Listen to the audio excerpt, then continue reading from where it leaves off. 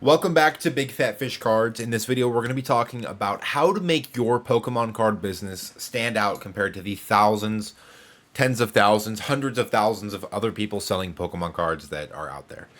And I've got a couple things for you today. Be sure to stick around for the last one. It's the most important. But we'll get straight into it. Number one thing that you need to do to stand out as a business is have branding. Now, I don't just mean make a logo, have a name. You want to be consistent. You want to be thorough. You want to make sure that all of your social media handles are the same. You have the same profile picture on all platforms. You introduce yourself to people as your company name, right? Whether at like shows or you meet somebody online or whatever. You want to be consistent with your branding, and you want to make your brand separate from you, right? My name's Garrett, so I don't want to be Garrett's Pokemon House, right? I'm Big Fat Fish Cards. That's a memorable name. People are going to know that. They're going to see the logo. They're like, wait, I know that from somewhere. For example, like PokeRev, PokeAny, right? That's not their names, but it's a brand that's separate from the individual. So try to come up with something that's not just your name. Jar Chomp Collectibles, that's a good one. The Bulbasaur, right? These are all good names that can be separate from the individual, but are also very recognizable, and they're easy to brand, right? That's part of the challenge. When you pick, when you're picking a name and you just go with your name and then like Pokemon or something, it's very hard to make a logo for, right? It's very hard to brand. It's very hard to like have a T-shirt or have a business card or a sticker. So if you pick something like Big Fat Fish, right, we'll go fish themed. Jar Chomp, right, is obviously doing Garchomp stuff. The Bulbasaur, right, and it just goes on from there. So it's pretty important. It's not make or break, but it is very, very helpful to have a name and stick with it and don't change it. Tip number one, have good, consistent branding. I'm gonna say tip number two is decide how invested you want to be. Whether that's monetarily, whether that's physically, like the labor you want to do, whether that's effort or time, or whatever you want to do. I think that the best way to do it is to treat it like obviously it's a business, so you need to treat it like a business. You need to go, I don't want to say you need to go all in, but you need to go as into it as you can reasonably. Obviously, if you decide to go, spend all your time on it, but number one, you don't have a lot of time to spend, or number two, that's too overwhelming for you and you end up spending no time on it. Those are both bad things that can happen. So allocate as much time as you possibly can without getting burnt out, without getting sick of it, without getting tired of it.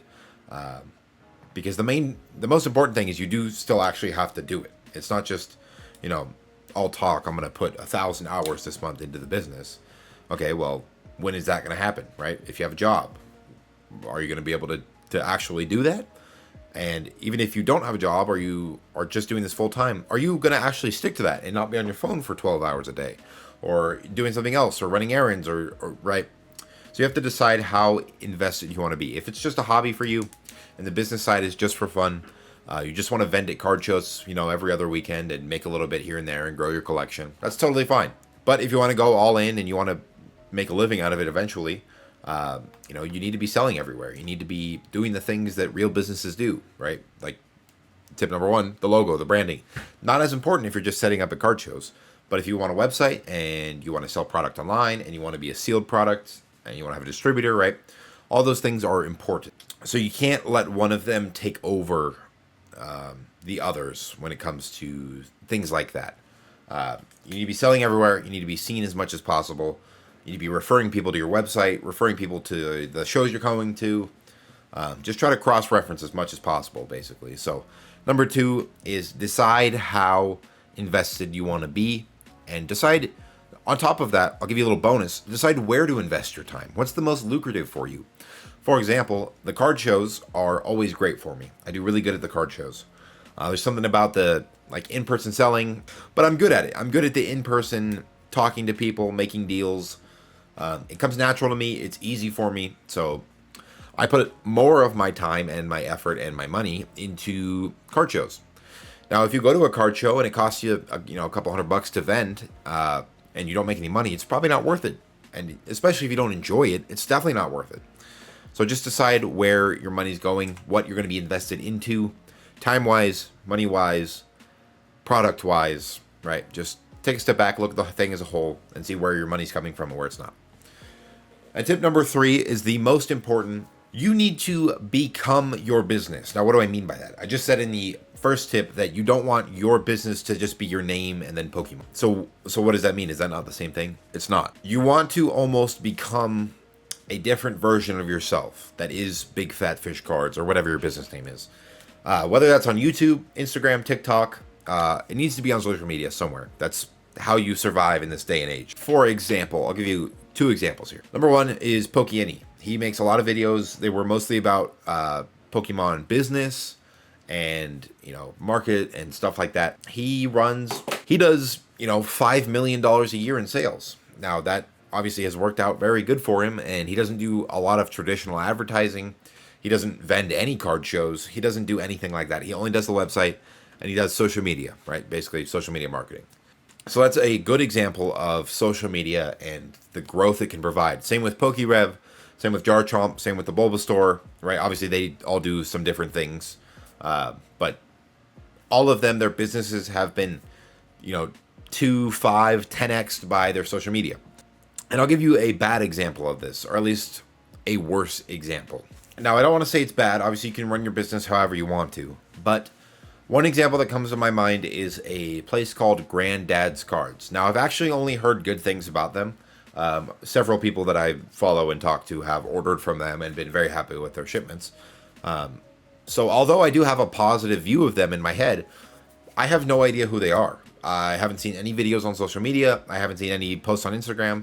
The only thing I've seen from them is Facebook ads and then like word of mouth, people who have ordered from them who have been, pleased with their shipments.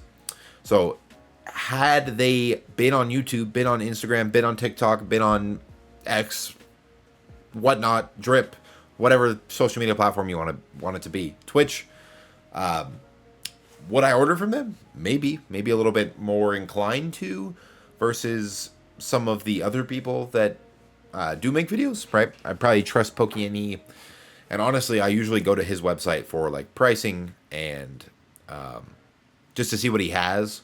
He's kind of what I compare myself to, right? If I'm doing as good as he is, I'm in a pretty good spot. So it just creates a little bit more market demand. If they like your product, they like your service, and they know you and they like you, those 2 things create a customer that is almost always going to come back to you. Now, obviously, that's not always the case. There's so many different factors when it comes to business and customer loyalty and marketing and all these other things. But becoming your brand, I'm Big Fat Fish Cards, right? I'm the guy. People know me. When they come to the shows, they see me. When they deal with me on Instagram, they see me. You want to be in people's faces because it's so hard to stand out nowadays that by doing the regular, it's not enough anymore, right? You need to be posting a lot. They need to see your face a lot, whether it's Instagram, TikTok, like I said, any of the platforms. The amount of posts that they see in a day might feel overwhelming for you to be posting that much, but to them, they're seeing 3 of your Instagram reels a day. Like that is not even, 0.01% of the total Instagram reels they see in that day. And most of them won't see 3 in a day. They'll see 1 every other day. Even then, they watch 1,000 Instagram reels. That's 0.1%. If they see your 1 reel every other day. So you need to be posting more, way more than you think you do and way more than I do, actually. So we're getting on that. But those are the 3 biggest tips I have for you to stand out. So just to recap, tip number 1, create a brand that's separate from yourself, an entity that can be identified without knowing who you are specifically, right? People know that I'm Big Fat Fish Cards. They don't have to know that my name is Garrett Smith and I run, the business or whatever else I do. Tip number 2, decide how invested you want to be, time, money, and more specifically, where those things are going to. Where should you be spending your time? Where should you be spending your money, right? Those 2 things, I think, alone can make or break your business, especially if you're putting them into the wrong things. Tip number 3, become your brand. People know me as Big Fat Fish Cards, not as Garrett, right? It's kind of the opposite of tip number 1, but it is very different. Basically, put your face in front of people with your branding on it. That's it. Whether it's on your Instagram account, your TikTok account, don't let people know you. Make people know you. Pop up on their feed 4, 5, 6 times a day. They're going to be like, okay, they're either going to block you, which is fine, whatever. They were never going to be a customer anyways. Or they're going to be like, okay, I see him a lot. I trust him. I want to buy some Pokemon stuff. Maybe I'll go check out his website. Maybe I'll go order something from him. Maybe I'll subscribe to him on YouTube. That is all I have for this video. Go buy my stuff, bigfatfishcards.com, links in the description. Other than that, I will see you guys in the next video. My upcoming card shows, I'm going to start putting this at the end of every video, so you guys, if you want to come out. Upcoming card shows, July 12th will be in Boise at Expo, Idaho, and July 19th and 20th, I will be at the Front Row Card Show in Portland, Oregon.